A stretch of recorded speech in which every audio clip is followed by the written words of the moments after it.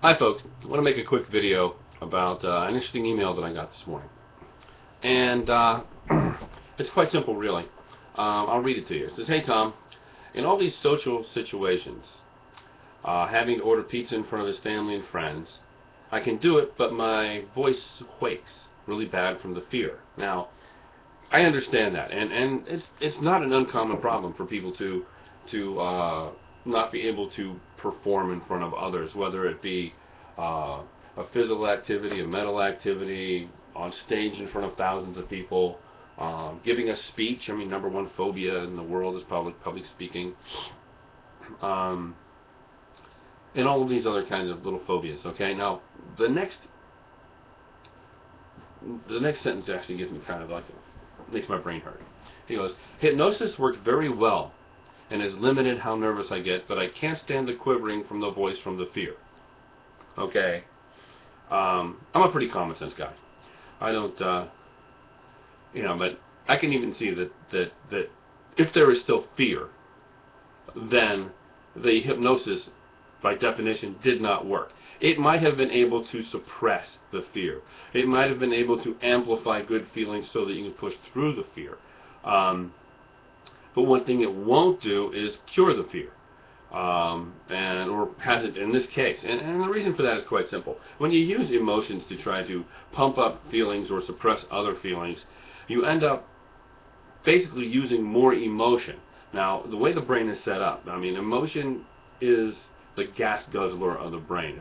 Whenever you interject emotion, it actually sucks all the energy out of the ability to think, create, adapt, make decisions, any of those things. And it could be any emotion. I mean, how many people have been, incredibly attracted to someone to the point that they did really stupid things, okay? Or they were really angry at someone, and they know rationally and intellectually what they're about to say is not a good thing to say, and they end up saying it anyway because their emotion is leading their decision rather than emotion and thought. You can be angry and still think, maybe I shouldn't, say the terrible thing I'm about to say. All right, so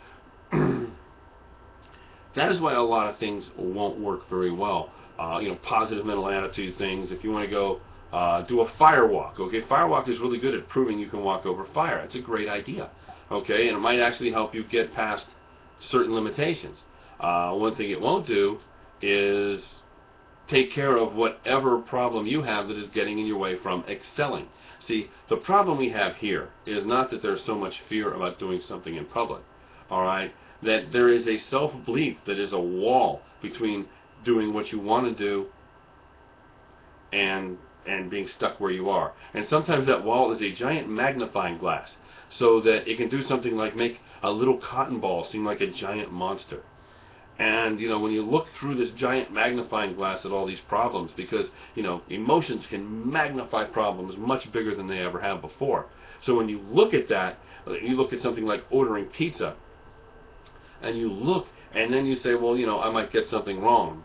Boom, that gets sent through that giant magnifying glass, and now there's this tremendous drama surrounded ordering pizza. Okay, now, I mean, intellectually, that's not a big problem. But the emotion-driven magnifying glass makes it a much bigger problem than it can possibly ever be. And our job is to basically shrink the magnifying glass, or eliminate the magnifying glass, and be able to look at the problem as it really is. And the thing is this, whatever that thing is magnifying, it's not about the family, the friends, the cotton ball. It's about your personal belief about you are in a position where cotton balls seem threatening, okay, or that you might screw up ordering pizza and somebody might say something and that you will just fall apart. All right, so I just want you to understand the whole dynamic of this giant magnifying glass that takes little things, and the magnifying glass is emotion. It's an emotional magnifying glass. It gets driven by all kinds of things. I mean, you could just feel like a very vulnerable person, okay? And that vulnerability leads to fear and insecurity and anxiety, and each thing makes that magnifying glass bigger. okay? It makes little problems seem like gigantic problems, and there's no way somebody like you could handle that gigantic problem. Okay, now the next line of this is, are you absolutely positive that the 3D mind can demolish this? Well, yes and no. Number one, the 3D mind can take care of this. I have no doubt in my mind whatsoever. Demolish it? No. It doesn't demolish the problem. What it does is eliminate the magnifying glass. And when you eliminate the magnifying glass, you can think, well, that I can handle. And you have with a balanced problem, okay? Now, if you have a ton of cotton balls about to fall on you, maybe you should be afraid and run. You know, that would probably be a good idea. But one cotton ball? No. And that works by balancing the mind. It works by you know, because these emotional magnifying glasses, all right, are driven by what we call drivers, okay? You know, it's a special recipe that makes your magnifying glass different than everybody else's magnifying glass. You know, and just trying to, you know, force the magnifying glass to be smaller, it won't work because it takes force. And as soon as you relax, boom, big magnifying glass again. All right? Or you can try to push yourself through the magnifying glass by using other emotions, okay, where you get a giant magnifying glass of positive emotions so the magnifying glass of the problem seems less significant.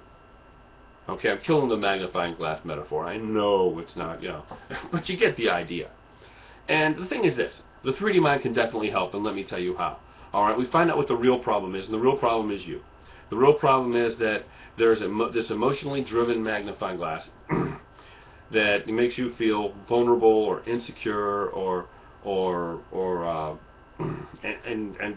whatever. And the response is the fear. The fear is the symptom of the problem. Fear is not the problem. You can bang on fear all day long, and you're never going to take care of the problem. The problem is what generates that fear. Okay? When you understand the problem, what generates the fear, then, you know, trying to put giant happy feelings on fear, you can see why that's never going to last very long. And again, you're using force and you're using willpower, and that won't work. All right? Now, the advantage of the 3D mind is this. You get the 3D mind, then you get on the group, the mailing list. You have to participate. And I am there every single day helping people tune, because everybody's different. Everybody has different problems, so I can't give one little product that is a couple hours long and then you make that product fit everybody. So people need tuned up. So we have the list where people can go and say, okay, I'm having this problem, I'm having that problem. But the point is, there is support for the product. There is support for you. And I don't let you hang out there by yourself after getting a DVD. Now, when you get the DVD, you're going to watch it, you're going to use it, then you're going to tell me what you did. Okay, you're going to use all the stuff.